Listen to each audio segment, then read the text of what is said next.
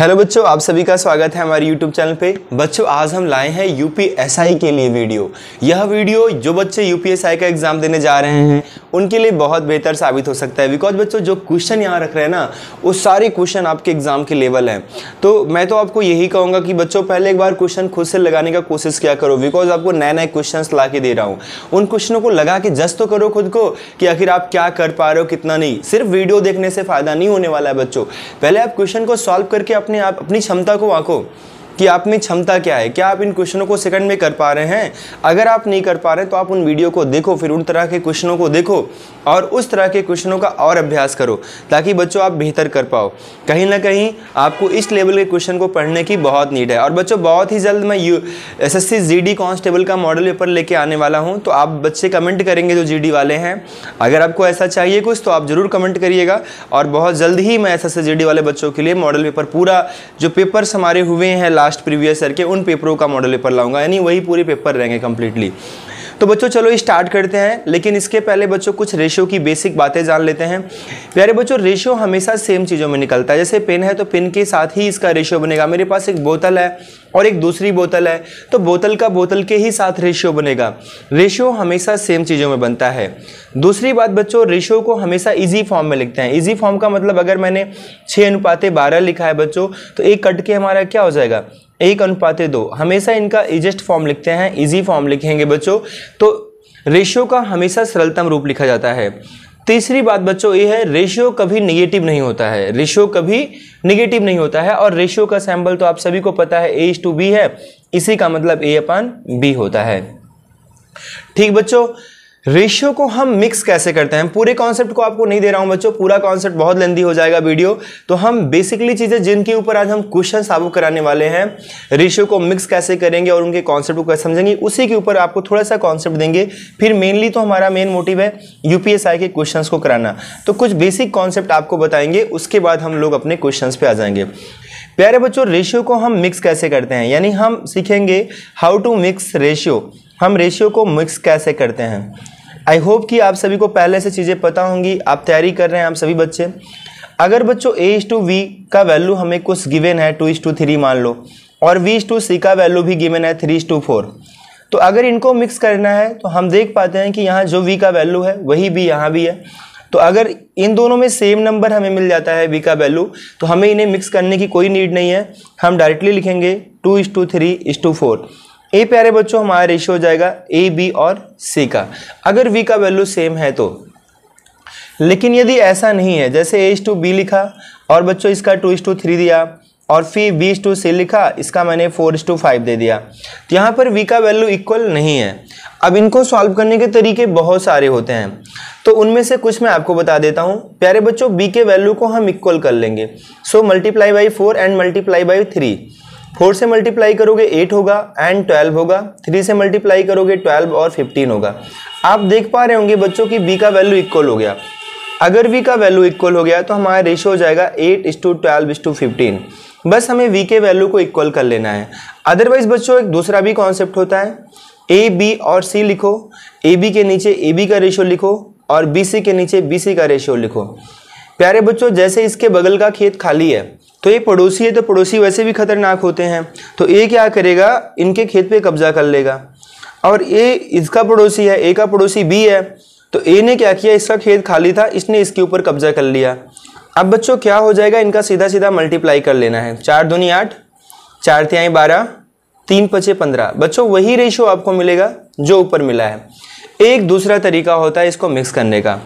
Similarly बच्चों अगर हमें यहाँ पर A/B/C का वैल्यू दे रखा है, AB का वैल्यू मान लो 2:3 दे रखा है, BC का रेशियो बच्चों मान लो 4:5 दे रखा है, CD का रेशियो मान लो बच्चों 3:4 दे रखा है, तो अगर हमें इनको एक ही लाइन में कर लेना है मिक्स, तो हम कैसे करेंगे। सबसे पहले तो हमें B का वैल्यू इक्वल कर लेना चाहिए। So multiply by 4 and multiply by 3 बच्चों, यहाँ पर 8 हो गया एंड 12 हो गया, यहाँ पर बच्चों हमारा 12 हो गया एंड 15 हो गया। ये नई संख्याओं से हमारा मतलब है। अब जो पुरानी संख्याएं हैं उनसे मेरा मतलब नहीं रह जाएगा। बच्चों यहाँ 15 है तो यहाँ भी 15 करना होगा। सो मल्टीप्लाई बाई 5, 5 से मल्टीप्लाई करेंगे 15 हो जाएगा, 5 से मल्टीप्लाई करेंगे 20 हो जाएगा। अब देखो बच्चों यहाँ B का वैल्यू भी सेम हो गया, C का वैल्यू भी सेम हो गया, तो अपना आंसर हो गया ABCD का रेशियो 8, 12, 15, 20। बच्चों अगर ये कट रहे हैं तो इनको काटेंगे, नहीं कट रहे हैं तो यही हमारे आंसर हो जाएंगे। और जो दूसरा तरीका होता है बच्चों ABCD, AB के नीचे AB का रेशियो, BC के नीचे BC का रेशियो, CD के नीचे CD का रेशियो। बच्चों जिसका खेत खाली है कब्जा कर लो, 3 यहाँ आ गया, जो पड़ोसी है वो कब्जा कर ले रहा है। इसका पड़ोसी ये था, इसका पड़ोसी 4 था, A का पड़ोसी 4 था बच्चों यानी B था, इसने कब्जा कर लिया, और D का पड़ोसी C था तो C ने कब्जा कर लिया। अभी यहाँ पर C का पड़ोसी A और B दोनों हो गए, तो इसने दोनों के खेत पे कब्जा करता चला गया। अब बच्चों यहाँ सबसे अच्छी बात ये होती है इस कॉन्सेप्ट में, एक कॉन्सेप्ट ज़्यादा बढ़िया हो जाता है, इसलिए जब हमें नंबर बड़े दिए हों तो हमारा कटना कुटने का काम यही हो जाता है। जैसे आप देखो 3 इसमें भी है, 3 इसमें भी है, 3 इसमें भी है। अब इसमें भी 3 है लेकिन ऊपर है, तो उसका कोई मैटर नहीं करता कि ऊपर है कि नीचे है बच्चों, कहीं भी मिल जाए। अगर इसमें 2 बार है तो एक ही बार कटेगा, 2 बार नहीं कटेगा, इस बात का भी ध्यान रखिएगा। एक बार बच्चों वो चीज़ें कट जाएंगी सब में।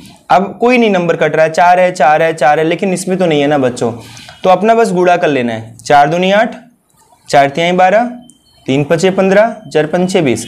बच्चों एक कॉन्सेप्ट होता है हमारा रेशियो को मिक्स करने का। अगर किसी बच्चे को क्लियर नहीं हुआ है तो आप कमेंट करिएगा, फिर से बताएंगे। अगर आप 2 बार वीडियो को वॉच कर लोगे तो बच्चों क्लियर हो जाएगा। एक बार में नहीं क्लियर हो रहा है तो दोबारा तो पक्का वॉच करने पे क्लियर हो जाएगा। और फिर आप खुद से भी बुक से क्वेश्चंस उठा के ऐसे करिएगा, देखिएगा सारे क्वेश्चंस आपके होने लगेंगे मिक्स। तो रेशियो को आप मिक्स इस तरीके से कर सकते हैं। अब बच्चों आज हम कुछ क्वेश्चंस लेने वाले हैं UPSI लेवल के, बहुत ही बेहतरीन क्वेश्चन है। तो चलेंगे बच्चों 1 बाय 1 करके जितने भी क्वेश्चंस हैं हम लोग कराएंगे, और वो सारे क्वेश्चंस अभी देखेंगे बच्चों, और देखिएगा सारे क्वेश्चनों को हम लोग कैसे बहुत आसान तरीके से कर पाते हैं। ओके बच्चों, तो जैसा कि आप लोग को बता दें रेशियो के जितने इंपॉर्टेंट सवाल होंगे बच्चों आपको इस वीडियो में मिलने वाले हैं, तो पहले आप क्वेश्चन को खुद से लगाने की कोशिश करिएगा, ना आए तो वीडियो को आगे वॉच करिएगा। ठीक बच्चों, अब देखो बच्चों सबसे पहला क्वेश्चन जैसा कि आप सभी को दिख रहा होगा, तो हम लोग पहले क्वेश्चन का जिक्र करेंगे। ठीक है, फर्स्ट क्वेश्चन बच्चों जो कि आपको दिख रहा है। अब बच्चों अगर हम पहले क्वेश्चन की बात करें तो यहाँ क्वेश्चन है 2 गिलास 1/2 और 1/3 भाग दूध से भरे हैं, उन्हें पूरी तरह पानी से भर दिया जाता है, दोनों मिश्रण को एक बर्तन में रख दिया जाता है, तो बर्तन में दूध और पानी का औसत होगा। औसत नहीं बच्चों, ये अनुपात है, यहाँ मिसप्रिंट है बुक में, तो यहाँ पर है अनुपात होगा। अब बच्चों देखो इस सवाल को हम कैसे करेंगे, आपको दिख रहा है बच्चों, तो आप लोग इस क्वेश्चन को पहले खुद से करने की कोशिश करिए, नहीं आ रहा है तो वीडियो को आगे वॉच करिए। प्यारे बच्चों समझिएगा इस सवाल को हम कैसे करेंगे। अभी 2 तरीका देंगे। पहले तो आप सवाल का मतलब समझो। अपने पास 2 गिलास है बच्चों, दोनों समान मात्रा की गिलास हैं, 2 समान गिलास। ठीक है बच्चों, अब यहाँ क्या हुआ, जैसे कि इसने कहा कि भाई इसमें जो मिल्क का मात्रा है वो 1/2 है, और इसमें जो मिल्क का मात्रा है वो 1/3 है।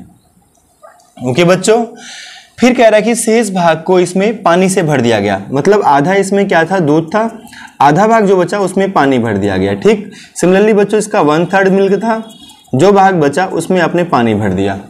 फिर क्या किया आपने, इन दोनों गिलास को एक तीसरे गिलास में पलट दिया, इसका भी मात्रा इसका भी मात्रा। अब इसमें जो वैल्यू आएगा इसमें आपको बताना है वाटर और मिल्क का रेशियो, यानी मिल्क और वाटर का रेशियो। तो प्यारे बच्चों मिल्क और वाटर इसमें वही आएंगे जो इन दोनों गिलासों में थे, इसमें कुछ एक्स्ट्रा नहीं आ जाएगा, इनमें बस वही आएगा जो इन गिलासों में था। हाँ बच्चों आपको एक बात बता दें, आपने शायद मेरा परसेंट का वीडियो अभी नहीं देखा होगा, जाके देख लीजिएगा बच्चों, बहुत ही बेजोड़ वीडियो है, उन्हीं के कॉन्सेप्ट हम पूरे अर्थमेटिक में यूज करते रहते हैं। प्यारे बच्चों अब इस सवाल का सॉल्यूशन देखो, इसका बाई कॉन्सेप्ट तो आप लेंदी हो जाएगा, लेकिन अब इसका कॉन्सेप्ट ही दूंगा, लेकिन बेहतरीन कॉन्सेप्ट दूंगा।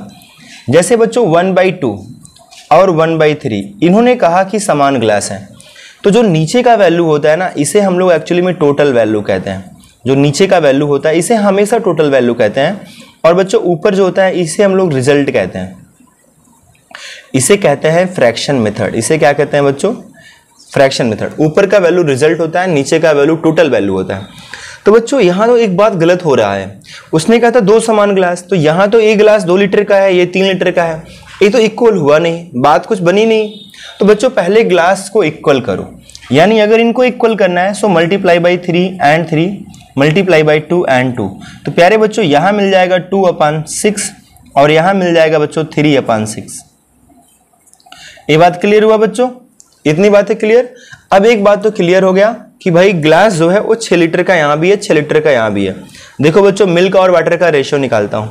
6 लीटर के ग्लास में ऊपर रिजल्ट होता है, रिजल्ट का मतलब मिल्क, क्योंकि बच्चों 6 का अगर आप 1/2 निकालोगे, 6 लीटर की ग्लास है उसमें 1/2 अगर आप दूध भरते हो तो कितना लीटर आता है? 3 ही आता है ना।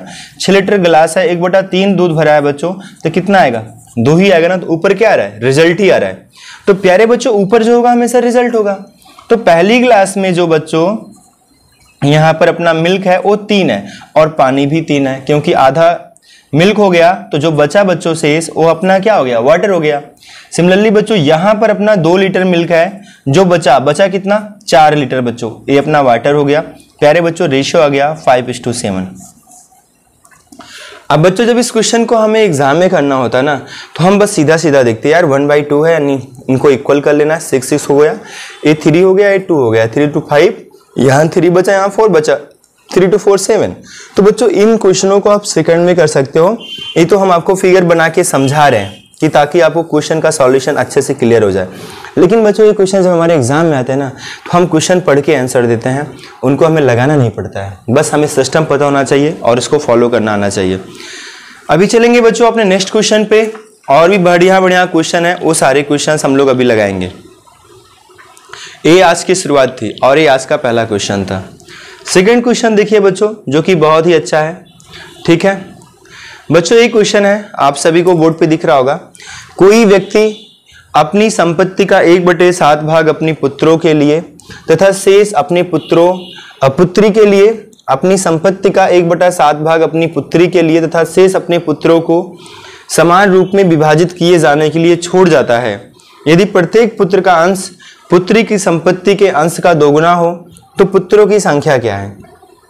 ओके बच्चों, क्वेश्चन है कोई आदमी अपनी संपत्ति का 1/7वां भाग अपनी पुत्री के लिए और शेष संपत्ति का पुत्रों में समान विभाजित किया जाता है, विभाजित किए जाने के लिए छोड़ देता है। यदि प्रत्येक पुत्र का अंश पुत्री के अंश का 2 गुना है तो पुत्रों की संख्या। बच्चों इस सवाल का सॉल्यूशन आप कितने सेकंड में दे सकते हैं? इस सवाल का सॉल्यूशन बच्चों हमें लगता है कि 3 सेकंड के अंदर आ जाना चाहिए। अगर 3 सेकंड से ज्यादा समय लग रहा है तो इसका मतलब है बच्चों अभी अभ्यास करने की जरूरत है, कुछ सीखने की जरूरत है। क्यों बच्चों? समझो, रीजन समझो। यहां पर अपने को 1/7 दिया है, उसके पास जो भी संपत्ति आई डोंट नो, लेकिन बच्चों आपको एक ही बात तो सिखाया मैंने कि नीचे का जो वैल्यू होता है टोटल होता है, ऊपर का रिजल्ट होता है, यही तो सिखाया। तो बच्चों उसकी जो टोटल संपत्ति हो गई वो 7 रुपए हो गई, ऐसा मान लेंगे। एक्चुअल में यूनिट होता है, हम लोग मान लिए 7 यूनिट है। अब बच्चों उसने पुत्री को कितना दिया? 1/7 दिया। तो देखो ना, 7 का अगर 1/7 निकालोगे तो कितना आएगा? 1 ही आएगा ना। तो पुत्री का जो हिस्सा हो गया, जो उसकी पुत्री का हिस्सा हो गया बच्चों, वो 1 हो गया। पुत्री का हिस्सा कितना होगा? 1 होगा। और साफ साफ लिखा है। अब बच्चों अगर पुत्री को 1 दे दिया तो रेस्ट कितना बचा? हमारे पास जो शेष बचा वो 6 बचा। अब इसको बच्चों वो अपने पुत्रों में बराबर बराबर बांटेगा, लेकिन पुत्री का डबल पैसा देगा पुत्रों को। लिखा है, ठीक है, कि यदि प्रत्येक पुत्र का अंश पुत्री की संपत्ति के अंश का 2 गुना है, यानी पुत्री को अगर 1 मिला है तो पुत्र को 2 यूनिट मिलेगा। 2 2 2 बच्चों 6 को अगर हम बांटेंगे बराबर बराबर सब में और बच्चों पुत्री का डबल देंगे तो एक बच्चे को 2 मिलेगा, दूसरे को 2 मिलेगा, तीसरे को 2, और कुल कितना हो गया? 6। तो उस आदमी के पुत्र कितने थे? 3 थे बच्चों। आंसर क्या हो गया? 3। हमारा खत्म सवाल। प्यारे बच्चों हमें सवाल में ही इसका सॉल्यूशन दिख गया था कि यार ऊपर तो रिजल्ट होता है, एक तो पुत्री को मिलेगा, 6 बचा, उन्हीं 6 को तो हमें पुत्रों में बांटना है बराबर बराबर। अगर पुत्रों में हम बराबर बराबर बांटेंगे तो एक तो हम 3-3 बांट सकते हैं और एक हम 2-2-2 बांट सकते हैं। लेकिन एक्चुअली हम कंडीशन ये रख दिया था कि पुत्र का जो हिस्सा होगा पुत्री का डबल होगा, और पुत्री का अगर 1 है तो पुत्र को 2-2 मिलेगा। तो बच्चों 6 को अगर 2-2 में बांटेंगे तो 3 पुत्रों में बांट देंगे और हमारा आंसर क्या हो जाएगा? 3 पुत्र हो जाएंगे। बड़े आसानी से सवाल सॉल्व हो जाएगा। चलते हैं बच्चों अपने अगले प्रश्न की तरफ। ठीक, अब देखिए अगला प्रश्न क्या होगा बच्चों। यहां अगला प्रश्न जो आप सभी को दिख रहा होगा, एक सैनिक शिविर में 100 सैनिकों के लिए 200 दिनों का खाद्य सामग्री था। 20 दिन बाद 50 सैनिक दूसरे ले गए। अब यह खाद्य सामग्री कितने दिनों के लिए और पर्याप्त होगी? बच्चों ये भी क्वेश्चन हमारा बहुत ही कम समय का है, बस मेनली वही है बच्चों कि हम इसे कितने कम टाइम में कर पाते हैं। तो बच्चों देखो, एक सैनिक शिविर में 100 सैनिक थे।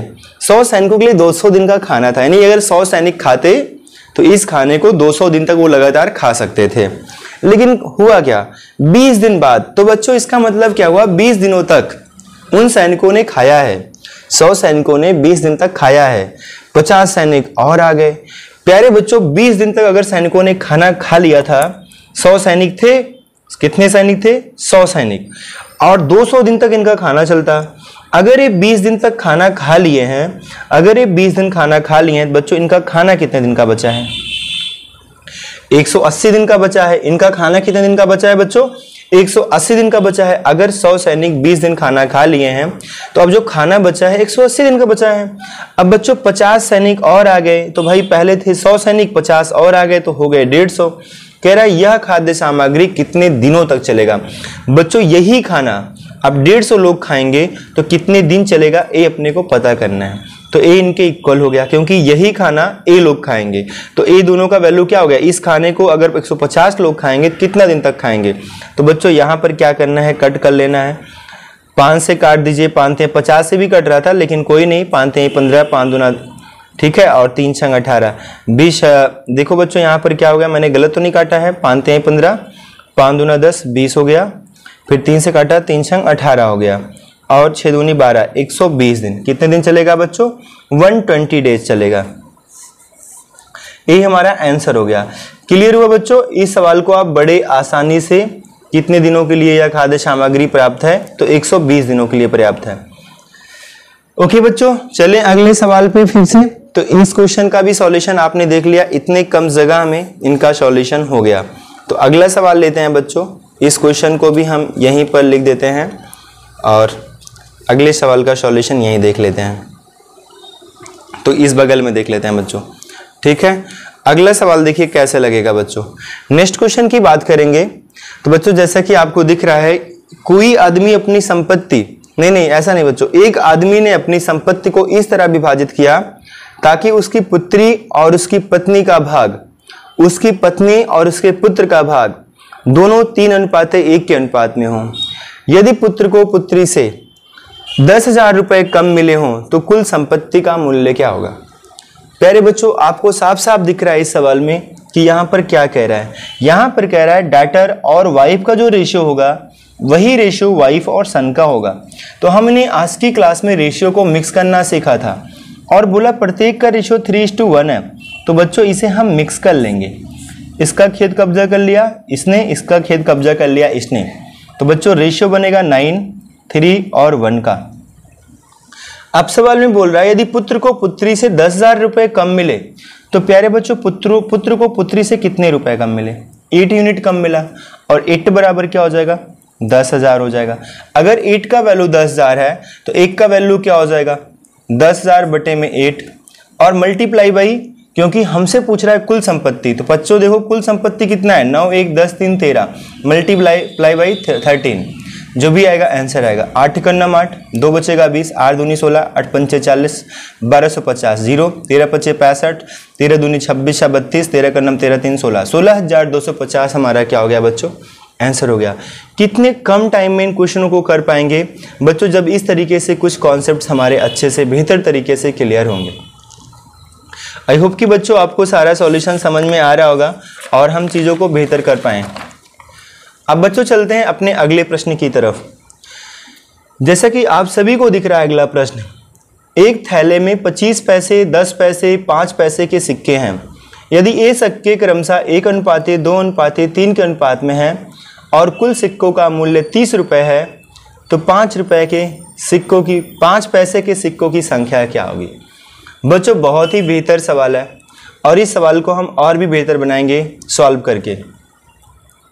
बच्चों एक थैले में 25 पैसे, 10 पैसे और 5 पैसे के सिक्के हैं। 25 पैसे इनके सिक्कों का अनुपात दिया है, तो बच्चों हम इनका प्राइस निकाल लेंगे, इनका मूल्य कितना होगा। ठीक है, इनका जब मूल्य निकालेंगे, अगर बच्चों 25 पैसे का हमारे पास एक सिक्का है तो उसका मूल्य कितना हो गया, 25 पैसे। 25 पैसे का सिर्फ एक सिक्का है तो बच्चों उसका मूल्य कितना हो गया, 25 पैसे। और बच्चों अगर हमारे पास 10 पैसे के 2 सिक्के हैं तो उसका मूल्य कितना हो गया, 20 पैसे। भाई 10 पैसे का एक सिक्का तो 2 सिक्के का मूल्य हो जाएगा 20 पैसे, है कि नहीं। बच्चों 5 पैसे के 3 सिक्के हैं तो उसका मूल्य कितना हो जाएगा 15 पैसे। और बच्चों कुल का जो मूल्य है 30 रुपये है, तो इस रुपये को भी हम पैसे में कन्वर्ट कर लेंगे। तो 1 रुपये में 100 पैसा होता है बच्चों, से मल्टीप्लाई कर देंगे। 30 रुपये को हमने पैसे में कन्वर्ट कर लिया। 15, 20 और 15 कितना हो गया, 25 और 15 कितना हो गया बच्चों 40 हो गया। और 40 और 20 कितना हो गया 60 हो गया। 60 बराबर 30 गुणा 100 बच्चों 30 दूना 60, 1 का जो मान आ जाएगा 50 आ जाएगा। 1 का जो वैल्यू आएगा वो 50 आ जाएगा। हमसे पूछा है बच्चों 5 पैसे को सिक्कों की संख्या क्या होगी। तो 5 पैसे के सिक्कों का जो रेशो दिया था बच्चों 3 दिया था। कितना दिया था 3, और 1 का वैल्यू 50 है बच्चों, तो 3 का वैल्यू कितना हो जाएगा 150 हो जाएगा। बड़े आसान तरीके से आप इनके क्वेश्चन को सॉल्व कर पाएंगे। बच्चों आज के इस वीडियो में आज का लास्ट क्वेश्चन जो कि बहुत फेमस और पॉपुलर क्वेश्चन है। देखो इस क्वेश्चन को कैसे करेंगे। एक चिड़ियाघर में कुछ खरगोश और बतख हैं। यदि हम उनके सिर गिनते हैं तो उनकी संख्या 100 है। यदि उनके पैर गिने तो 240 हैं। बतखों की संख्या क्या है। बच्चों जैसे हमने कहा उनकी संख्या 100 है, उनके सिरों की संख्या 100 है। सिर गिनते हैं तो सिर कितने हैं 100 है। बच्चों जितने सर होंगे उतने तो जानवर होंगे, तो हमने मान लिया 100 जानवर हैं। 100 सिर है तो 100 जानवर हैं। बच्चों 2 चीज़ें हैं, एक तो हमारे पास यहाँ पर बतख है और दूसरा हमारे पास खरगोश है। बतख के बच्चों 2 पैर होता है, खरगोश के 4 पैर होता है, तो हमने 2 + 2 लिख लिया। और हमने ये कह दिया मान लो सारे जानवर के सिर्फ 2 ही पैर होते तो 100 जानवर के पास कुल कितने पैर होते हैं 200 पैर होते। लेकिन बच्चों यहाँ तो हमें 240 दिया है, उसने हमें 40 पैर एक्स्ट्रा दिया है। ये 40 पैर एक्स्ट्रा क्यों हो गया, क्योंकि बच्चों खरगोश के 4 पैर थे। खरगोश के 4 पैर होने की वजह से 2 पैर बढ़ा, इसी 2 का वैल्यू हमारा 40 बढ़ रहा है। अगर ये 2 पैर एक्स्ट्रा ना होते तो 40 एक्स्ट्रा वैल्यू हमारी नहीं आती। तो 2 का वैल्यू बच्चों 40 है तो 1 का वैल्यू 20 होगा, यानी खरगोश की संख्या 20 हो गई और बच्चों बतख की संख्या 80 हो गई। 100 में से 20 घटा देना है। अपने को बतख का पूछा है तो बच्चों आंसर क्या हो गया 80। आई होप कि बच्चों आज का सेशन आपको बहुत बेहतर लगा होगा, वीडियो अच्छा लगा होगा। बच्चों अगर हमारे वीडियोज आपको पसंद आ रहे हैं, हमारे सॉल्यूशंस आपको पसंद आ रहे हैं, हमारे क्वेश्चन का सिलेक्शन आपको पसंद आ रहा है, तो बच्चों वीडियो को जितना हो सके उतना शेयर करो। लोगों से सब्सक्राइब को बोलो कि सब्सक्राइब करें, ताकि बच्चों चैनल एक बड़ा रूप ले पाए और हम आप सबके लिए आपके सामने आ सकें और आपको बहुत बेहतर से बेहतर मटेरियल प्रोवाइड करा सकें और अपने एग्ज़ाम को सफल बना सको। बच्चों जीडी के लिए मैं प्लानिंग कर रहा हूँ। जीडी के लिए मैं बहुत जल्दी ही मॉडल पेपर्स लाऊंगा। जो हमारे पेपर्स हो चुके हैं जीडी के पहले पिछले 2011, 12, 15 में जो भी हमारे पेपर्स हुए हैं उन पेपरों की सीरीज़ लाऊंगा। तो बच्चों अगर आपको ऐसी सीरीज़ चाहिए तो आप ज़रूर हमें मैसेज करिएगा, कमेंट करिएगा, तो आपको ऐसे वीडियोस मिलते रहेंगे जिनसे आपका बहुत हेल्प मिलेगा। सो बच्चों थैंक यू वेरी मच आप लोगों को वीडियो वॉच करने के लिए और शेयर करेंगे आई होप। तो सो अगेन थैंक यू बच्चों, थैंक यू वेरी मच।